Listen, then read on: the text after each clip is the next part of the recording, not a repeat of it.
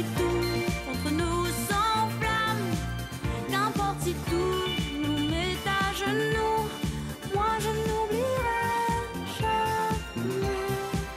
Qu'importe si tout entre nous s'entame, qu'importe si tout entre nous s'enflamme, qu'importe si tout nous met à genoux, moi je n'oublierai jamais.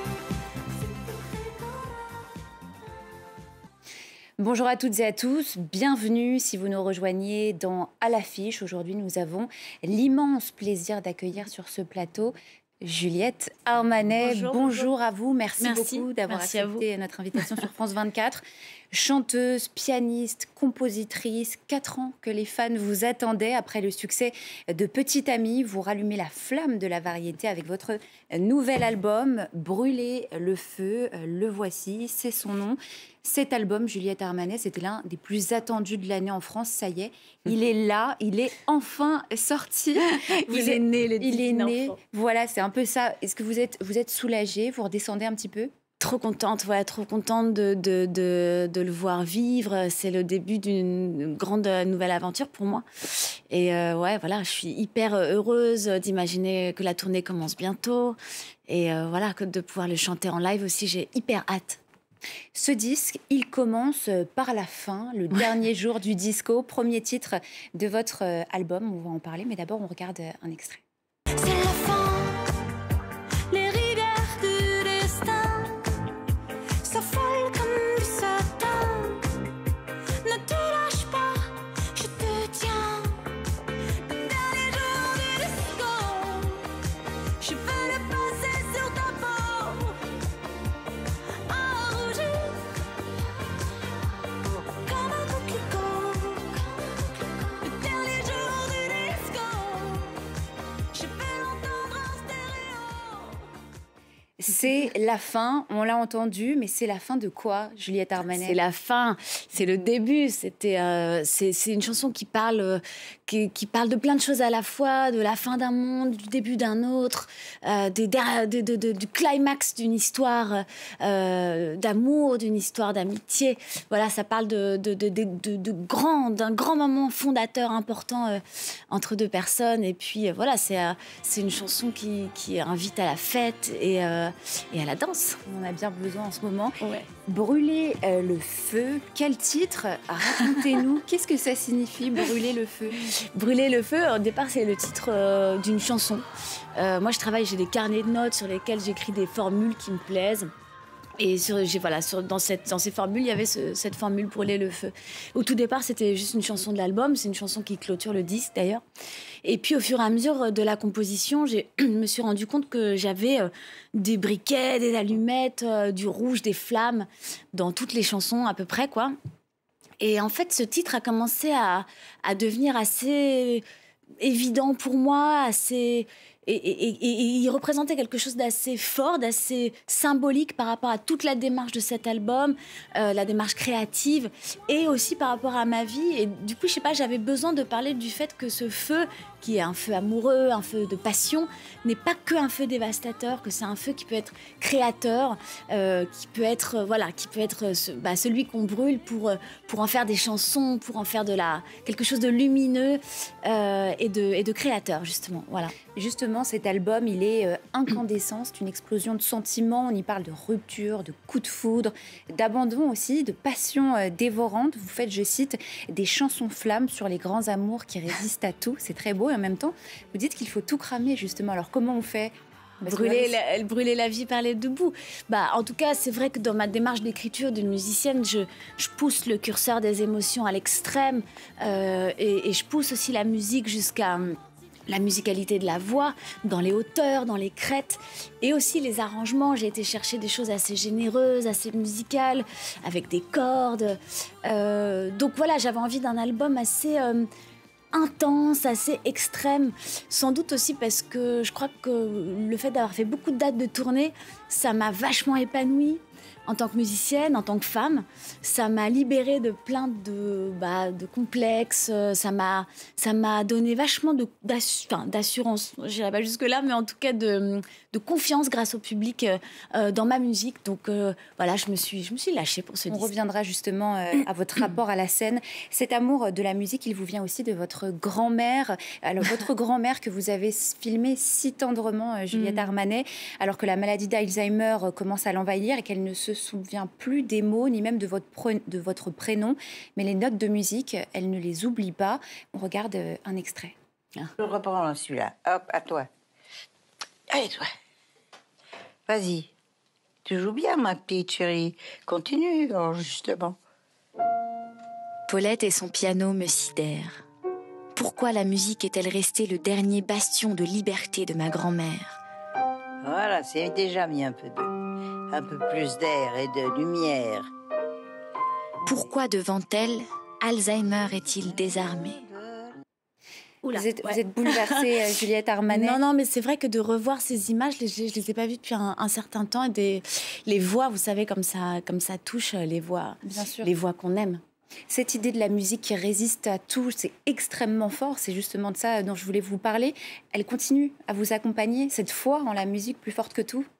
En tout cas, ce qui était beau dans le trajet de ma grand-mère, c'est que précisément, c'est quelqu'un qui a eu une maladie d'Alzheimer, qui s'est mis à oublier tout, sa vie, son prénom, le fait que c'est ses propres enfants, enfin, même son quotidien. Et le dernier bastion de liberté, le dernier bastion de conscience, ce qui la rattachait au monde, c'était la musique. Donc, elle savait pas quelle heure il était du jour ou de la nuit. Par contre, quand je lui jouais un Debussy ou un Chopin ou un truc qui l'avait marqué, avec lequel elle avait grandi, parce que c'était une super bonne pianiste classique, elle pouvait m'engueuler quand je faisais une fausse note ou s'émerveiller quand elle reconnaissait une mélodie. Et donc, pour moi, c'était tellement magnifique que la musique soit son endroit de conscience et de lien avec le monde.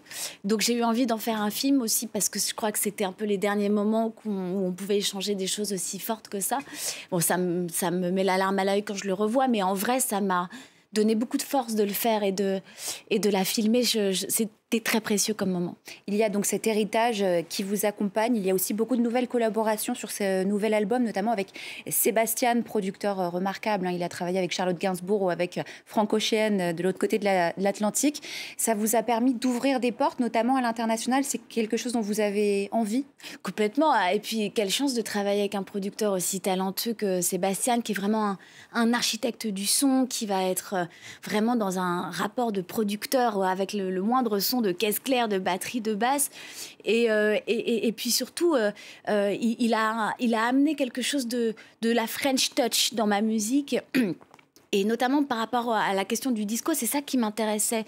C'est justement d'amener quelque chose d'un peu plus dangereux, d'un peu plus souterrain, d'un peu plus noir et épanoui justement dans cette recherche du disco qui était déjà là sur mon premier album. Là, j'ai vraiment l'impression d'avoir ouvert un truc que je n'avais pas ouvert jusqu'à maintenant. Exactement. Et justement, après Petit Ami, donc votre premier album, on a l'impression que vous vous déployez. 4 ans, je le rappelle, séparent vos 2 albums. 4 ans de succès, de tournées, de rencontres avec le public, mais aussi un bébé. En quoi le succès vous a-t-il profondément changé?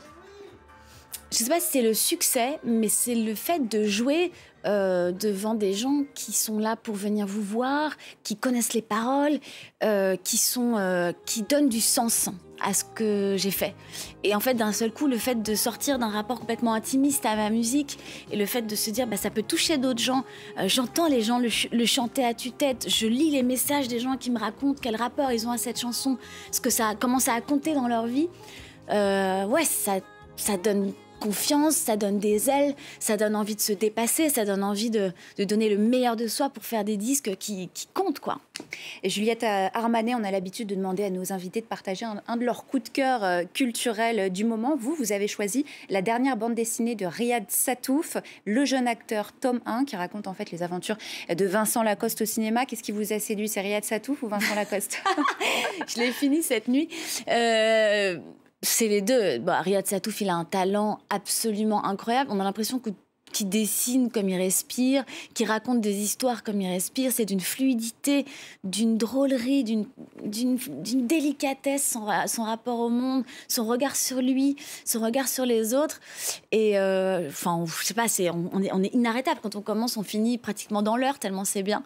Et puis le parcours de Vincent Lacoste est génial parce que c'est un acteur prodigieux qui se prend pas au sérieux, et le fait qu'il soit entré dans le cinéma par ce film, là, ce livre raconte toute son histoire où Riyad Satouf l'a rencontré.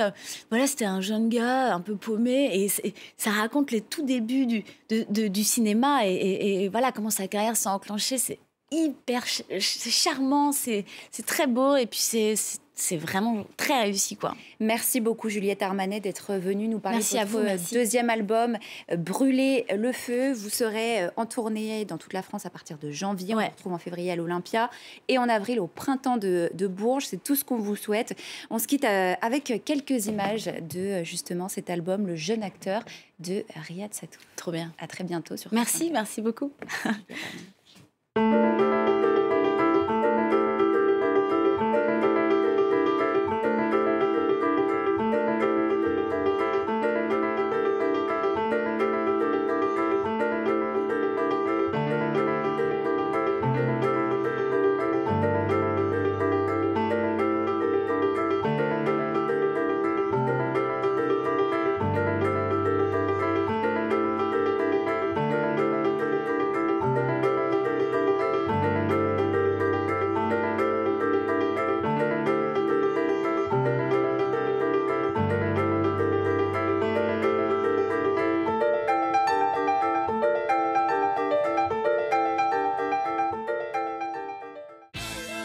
Vous venez de regarder votre programme.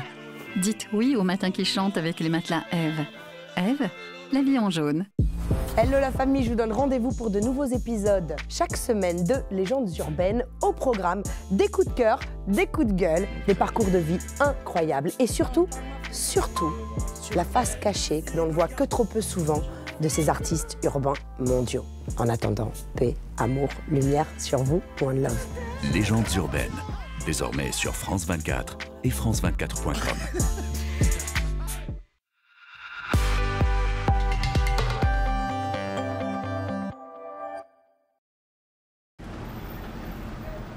Oh, c'est pas vrai. Je vous préviens, faut prévoir 20-30 minutes de retard. Hein. Yes! Yes! Yes! Yes! Yes! Avec l'appli FDJ, jouez à vos jeux favoris de n'importe où.